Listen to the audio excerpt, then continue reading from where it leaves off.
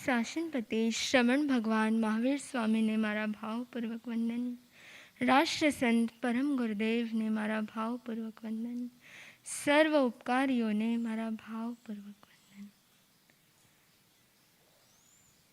પ્રભુએ આપણા સૌ પર અનંત કરુણા કરી, અનંત કૃપા કરી આપણને સર્વને સમકિત પ્રગટાવવાના, સમ્યક્ત્વ પ્રગટાવવાના કેટલા વેઝ બતાવી દીધા?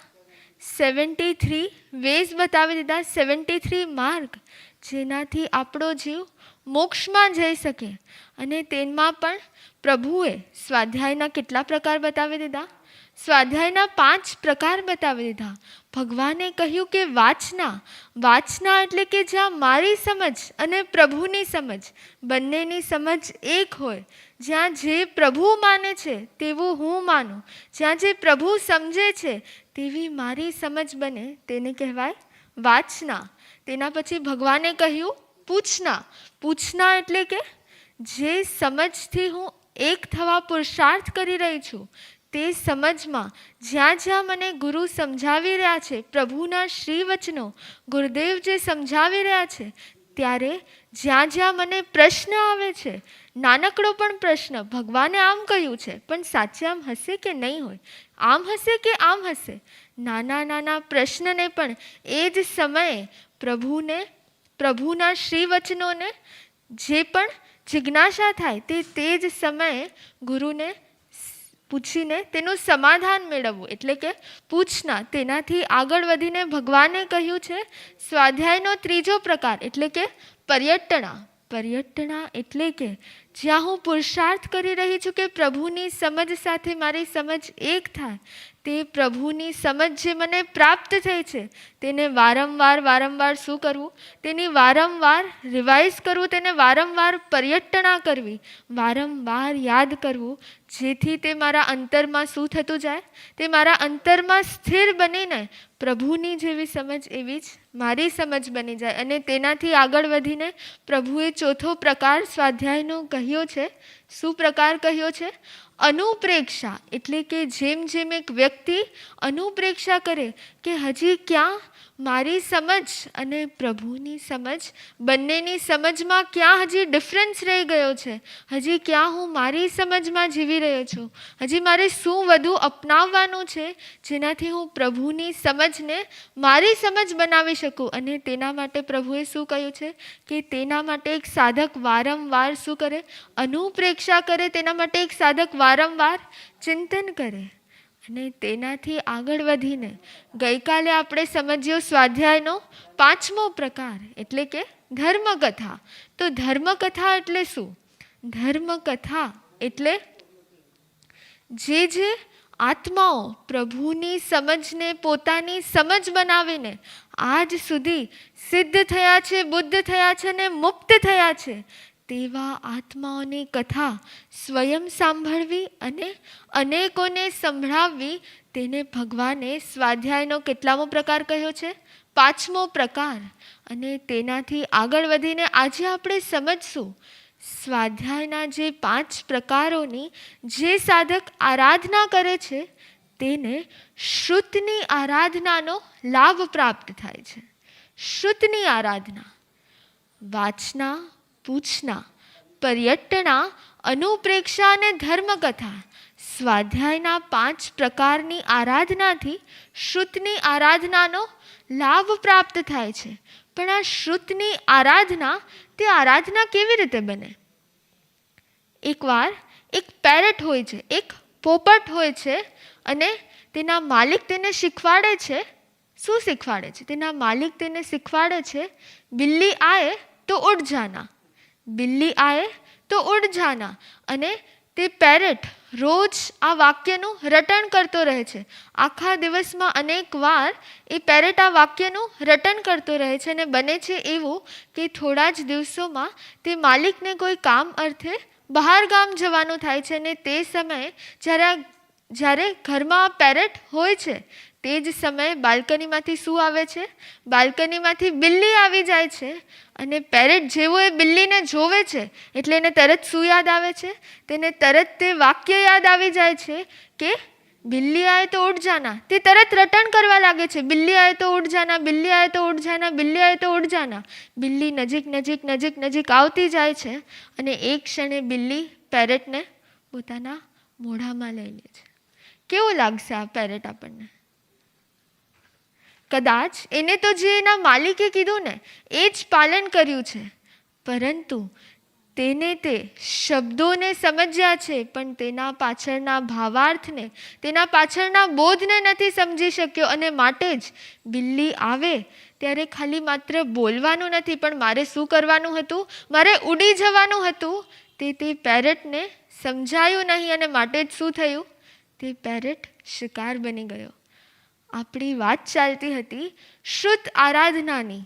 તો શ્રુતની આરાધના, તે આરાધના ક્યારે બને?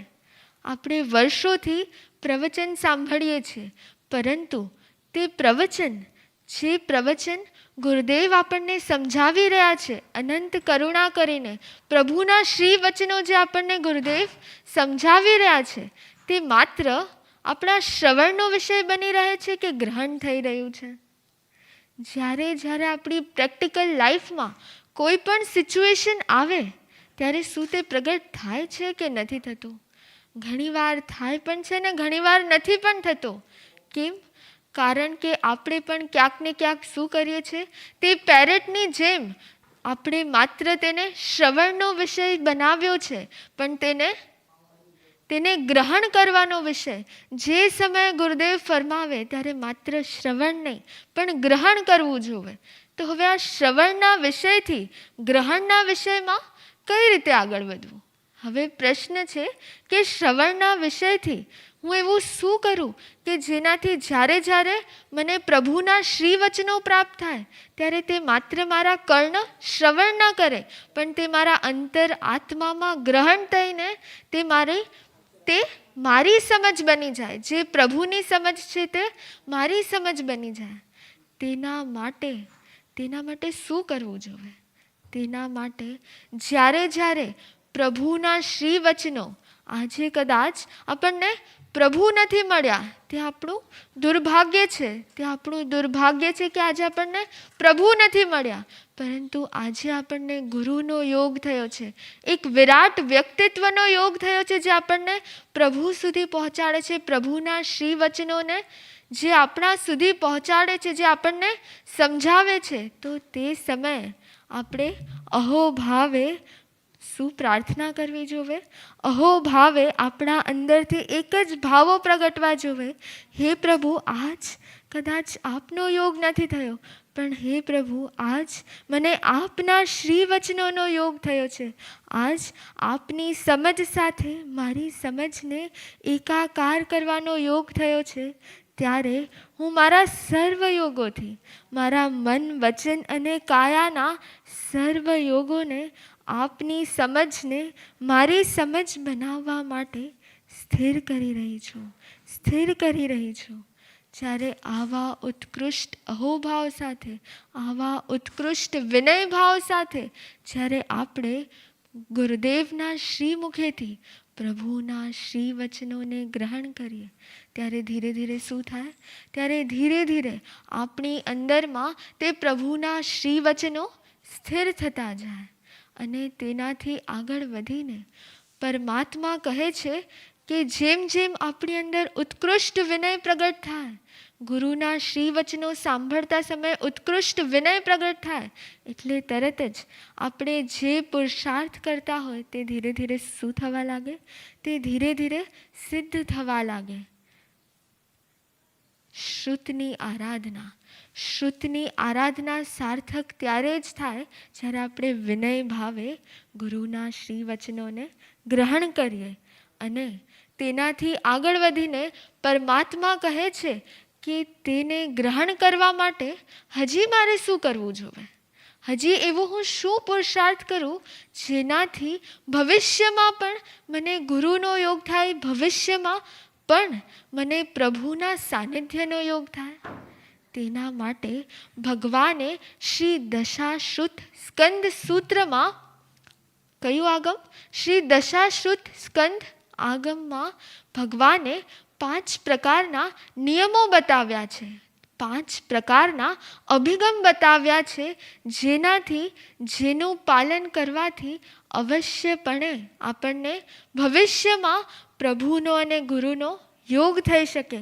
અને આ ભાવમાં જેમ જેમ એ અભિગમની પાલના થાય, જેમ જેમ આપણે તે અભિગમોની પાલના કરીએ, તેમ તેમ આપણાથી જેટલી પણ અસાધના થતી હતી તેનાથી આપણે શું કરી શકીએ? તેનાથી આપણે બચી શકીએ અને ભવિષ્યમાં પણ ગુરુનો અને પ્રભુનો યોગ થાય. તો એ 5 અભિગમ કયા છે? ફર્સ્ટ છે સચેતનો ત્યાગ. જ્યારે જ્યારે પણ આપણે પ્રભુ કે ગુરુના સાનિધ્યમાં આવે છે ત્યારે ધ્યાન રાખવાનું કે કોઈ પણ સચેત પદાર્થ, કોઈ પણ વેજીટેબલ્સ, કોઈ પણ ફ્રૂટ્સ કે કોઈ પણ સચેત પદાર્થ, કોઈ પણ ભીના વસ્ત્રો, કોઈ પણ અમ્બ્રેલા કે કાંઈ પણ લઈને આપણે પ્રભુના સાનિધ્યમાં કે ગુરુના સાનિધ્યમાં ન આવવું જોઈએ, જેનાથી તે જીવો જે સચેતમાં જીવો છે તેની વેદનાથી પસાર થતા વાઇબ્રેશન્સ, તેનાથી ગુરુના કે પ્રભુના જે ઓરા છે, પ્રભુની જે ઓરા છે કે ગુરુની જે ઓરા છે તે ડિસ્ટર્બ ન થઈ જાય, તેના માટે શું કરવું જોઈએ? ગુરુની સમાધિ માટે, પ્રભુની સમાધિ માટે શું કરવું જોઈએ? આપણે સચેતનો ત્યાગ કરવો જોઈએ. ત્યારબાદ આવે છે અચેતનો વિવેક. અચેતનો વિવેક એટલે શું? અચેતનો વિવેક એટલે આગમોમાં એવી ઘણી બધી કથાઓ આવે છે કે જેટલા પણ રાજા મહારાજાઓ પ્રભુના સાનિધ્યમાં જ્યારે જ્યારે પણ જાય ત્યારે શું કરે? પોતાના દરેક અલંકારો, આભૂષણોને ઉતારીને જે મર્યાદાપૂર્વકના વસ્ત્રો હોય તે ગ્રહણ કરીને સાદા વસ્ત્રોમાં પ્રભુ પાસે જાય. અને આજના સમયમાં આપણે શું કરવું જોઈએ?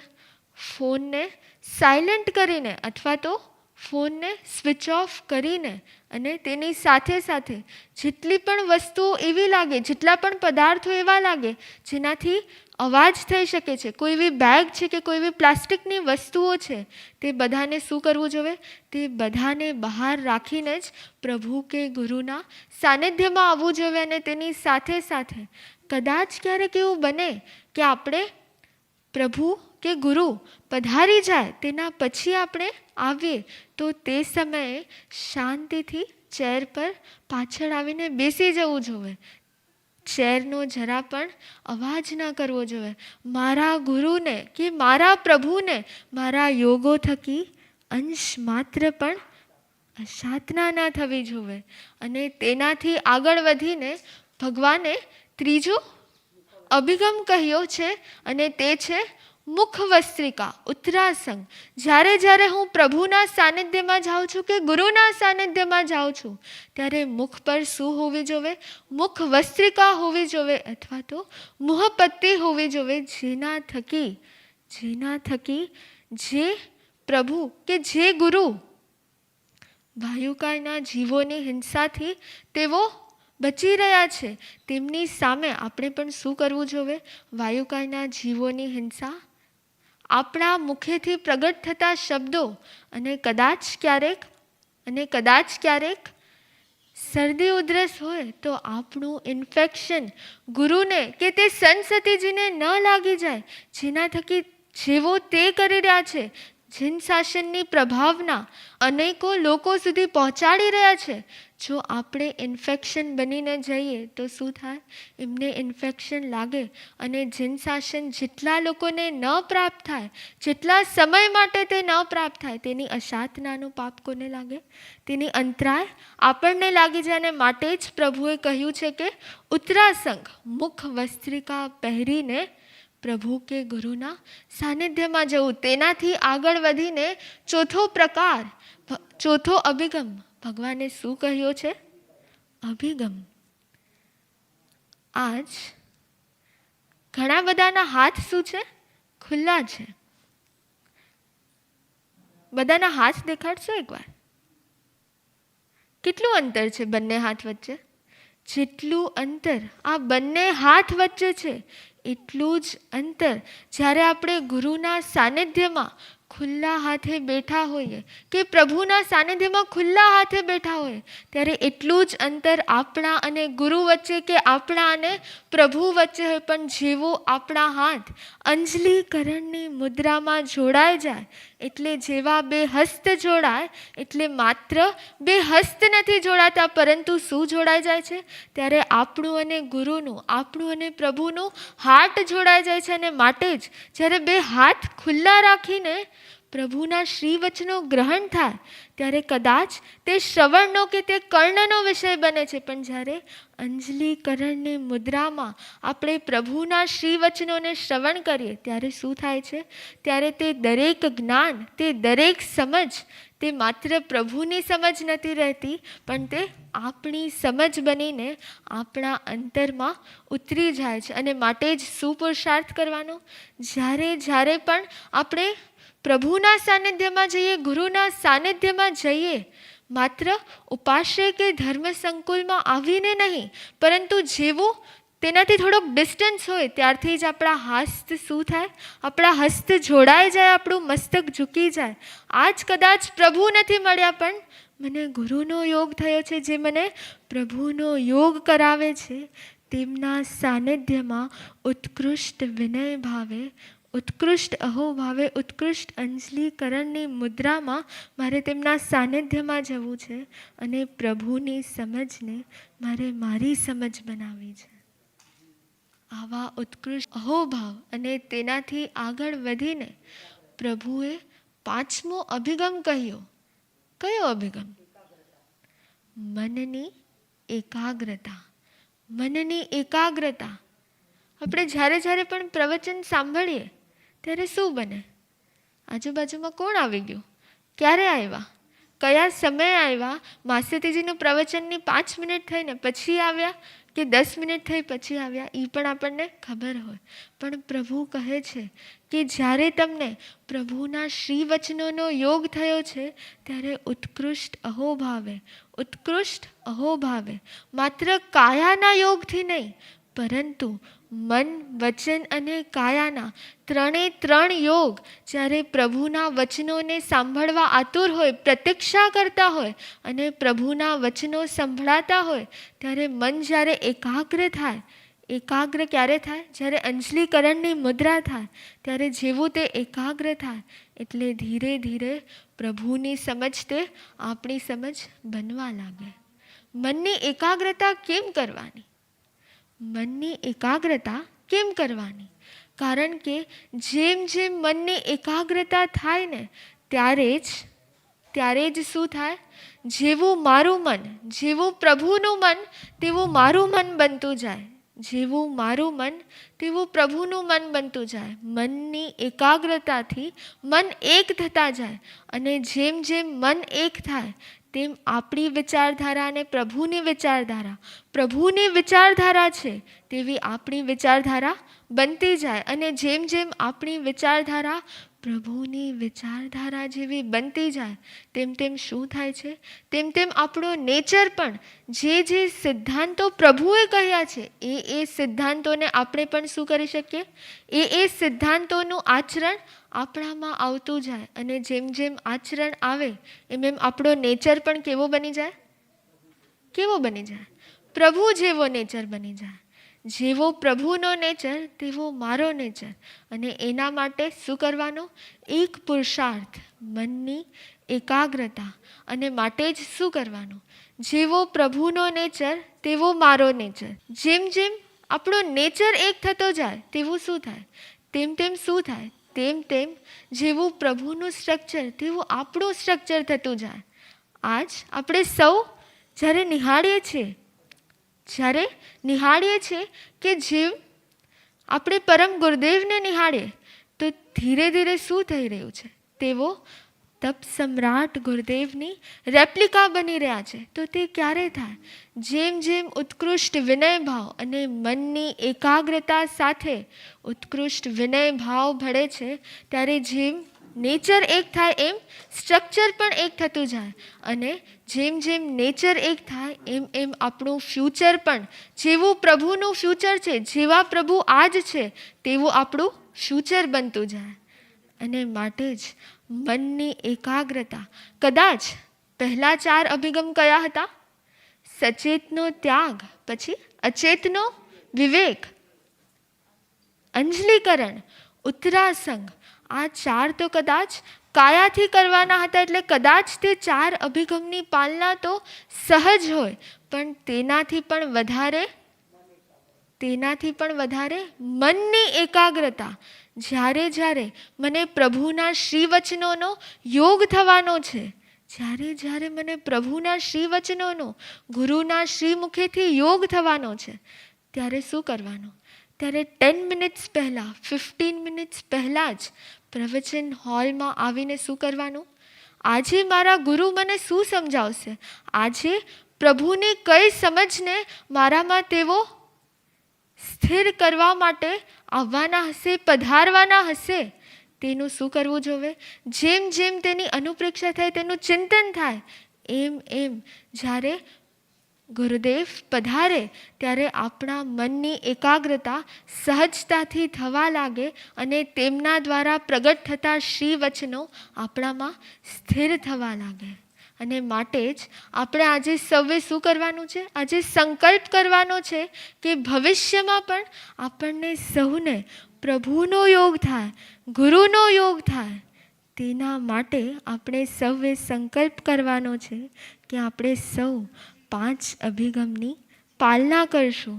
આજ આપણે વિચારવાનું છે, બધાએ આંખ બંધ કરીને 2 મિનિટ્સ માટે વિચારવાનું છે કે આજ સુધી મેં ક્યારે અભિગમની પાલના નથી કરી અને ક્યારે મેં અભિગમની પાલના નથી કરી. આજ સુધી કદાચ મને ખબર ન હતી, માટે મેં આ 5 અભિગમની પાલના નથી કરી. પરંતુ હે પ્રભુ, આજથી મને આ સમજણ પ્રાપ્ત થઈ છે અને માટે જ હું પુરુષાર્થ કરીશ કે ભવો ભવ પ્રભુ મને આપનું સાનિધ્ય મળે, અને માટે જ હું પુરુષાર્થ કરીશ 5 અભિગમની પાલના કરવાનો.